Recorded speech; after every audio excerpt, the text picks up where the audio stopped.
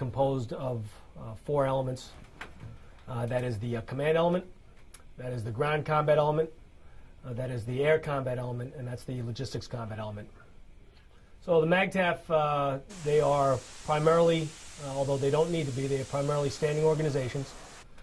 Those organizations at their smallest, as far as the standing ones, are MUSE, which is a Marine Expeditionary Unit. That is a force of about 2,200 Marines. That is amphibious based. The next higher level unit is Marine Expeditionary Brigade. And a MEB can be anything from 3,000 to 15,000 Marines. It's not prescribed, it's based on what the mission looks like. And the format remains the same for all three of these. And then the largest MAGTF, that is a standing one, are three MEPs.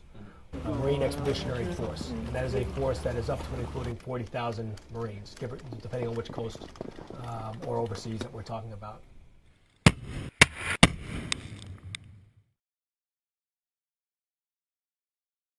The history of the MAGTF, while certainly having its genesis in lessons learned that go back to the Marine experimentation with our amphibious capability earlier, and certainly the experience that was accrued both during World War II and in Korea, the advent of the MAGTF occurs during the early 50s with a couple technological advances, one of which is the helicopter, and the other is the environment that the Marine Corps as well as the other services would have to operate in what at that time was thought to be the atomic environment, the nuclear environment, the battlefield that went with that in the future.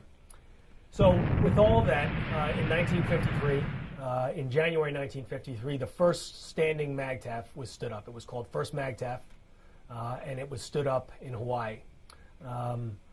A little less than a year later, in December 1953, the second MAGTF was stood up at Camp Lejeune.